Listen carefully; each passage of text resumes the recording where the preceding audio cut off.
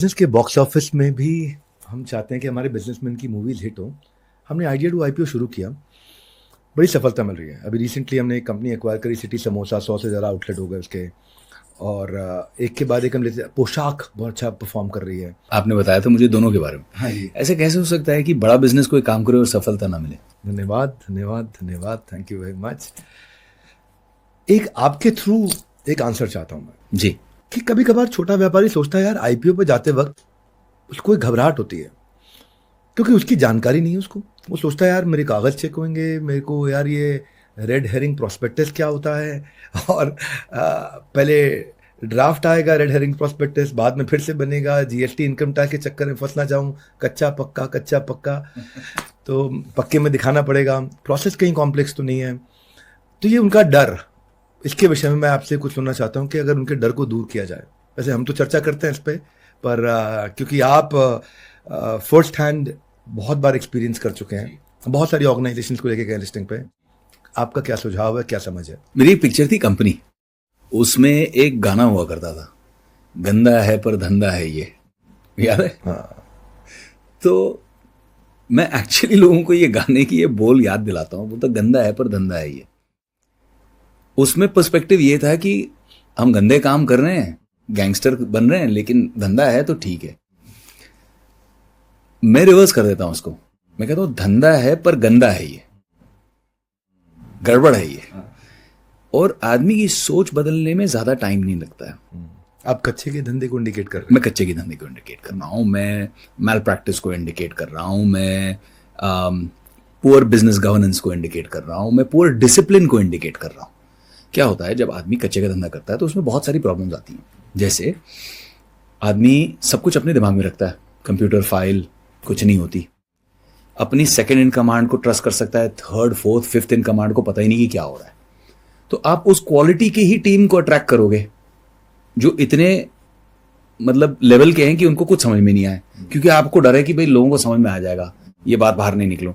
तो आप उस थॉट प्रोसेस को ना, when you are a proprietor, आप लाला बन के धंधा करो अलग बात है, लेकिन आपको कंपनी बनानी है, कॉर्पोरेट स्ट्रक्चर बनाना है, आपको लिस्टिंग पे जाना है, वैल्यूएशन क्रिएट करनी है, वो बहुत रिवॉर्डिंग एक्सरसाइज है। बट उस रिवॉर्डिंग एक्सरसाइज के लिए आपको थोड़ी मेहनत और थोड़ी पुरानी चीजें हटा देनी चाहिए, नहीं तो स्केल नहीं कर सकते। मैं बिलीव करता हूं कि लोगों को डर लगता है, डर नहीं महसूस होना चाहिए। ये अपॉर्चुनिटी है, कचरे से निकल के आप ऊपर जा रहे हो, जहां पे एक आपका लेवल, स्टैचर, रिस्पेक्ट हो, आप वैल्यू क्रिएशन कर रहे हो, तो लोग आपको उस वैल्यू की रिवॉर्ड कर रहे हैं। मैं एग्जांपल देता हूं, मैं 100 रुपए कमाता हूं ग्रॉस प्रॉफिट, 25-26 रुपए टैक्स भरता हूं मैं सेस वैस मिला के।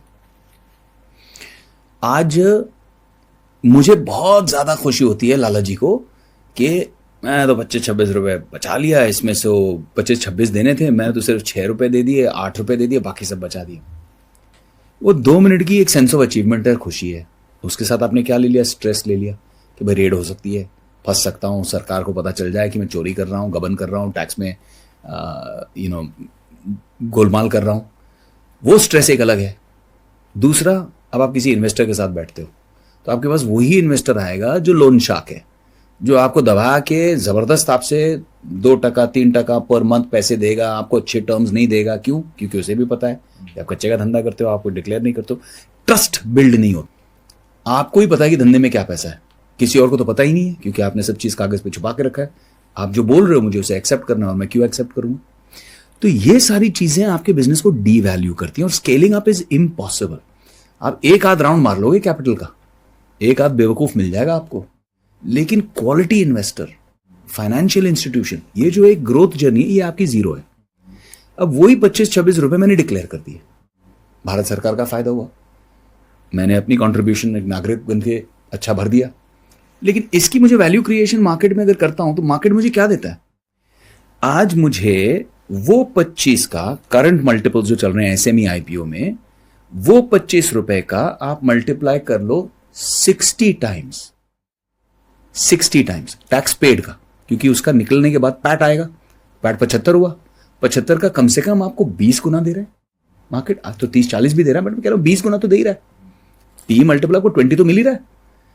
तो if you multiply that bye 3 जो आपने बचाया, तो 60 टाइम्स, यानी कि आप 1 रुपया टैक्स बचा के बहुत एक्साइटमेंट हो रही है आपको, बट यू आर फूलिश क्योंकि आप 60 रुपए की वैल्यू छोड़ रहे हो जो आपकी वैल्यू क्रिएशन है। तो क्या बेटर है, 1 करोड़ बचाना है या 60 करोड़ रुपए क्रिएट करना है वैल्यू, छाती ठोक के जीना है? तो I think that is a better approach. और अगर आपको फिर भी कोई समस्या लगती है, मैं सुझाव दूंगा कि मैं आपको लिंक देता हूँ जहाँ पे आप हमारे कंसल्टेंट्स के साथ फ्री कंसल्टिंग ले सकते हो कि क्या आप आईपीओ पे जाने के लिए रेडी हैं, सीखना चाहते हैं, समझना चाहते हैं। और वैसे भी SME IPO is a silk route to main board.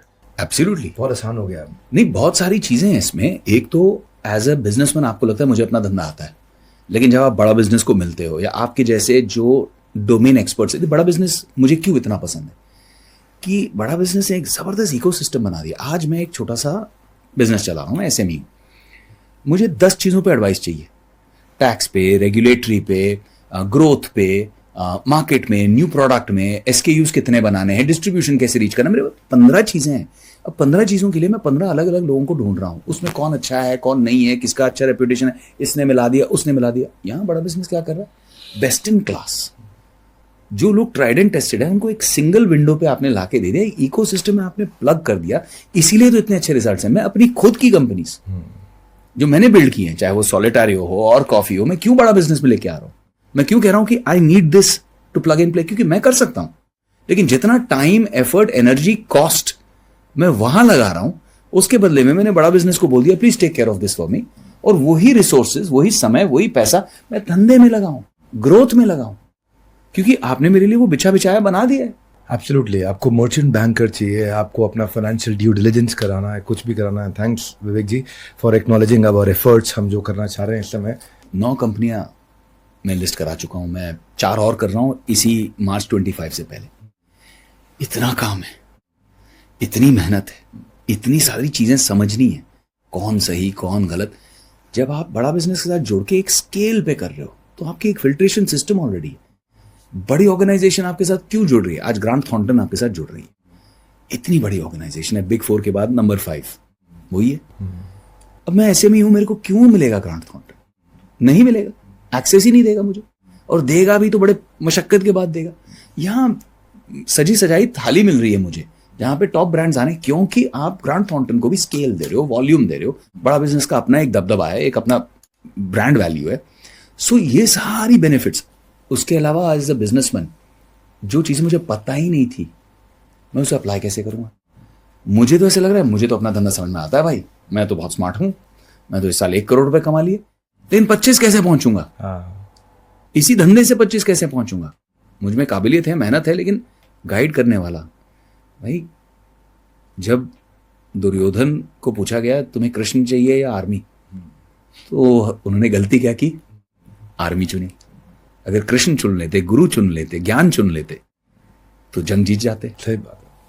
तो that is what I believe is the value and importance. और इसीलिए मैं हमेशा बड़ा बिजनेस के साथ जुड़ा हूं, प्राइड महसूस करता हूं, I am a part of बड़ा बिजनेस, क्योंकि मुझे लगता है ये चीज इतने सारी लोगों की वेल्थ क्रिएशन करने वाली है, लोगों के सोचने का नजरिया, ढंग बदलने वाली है।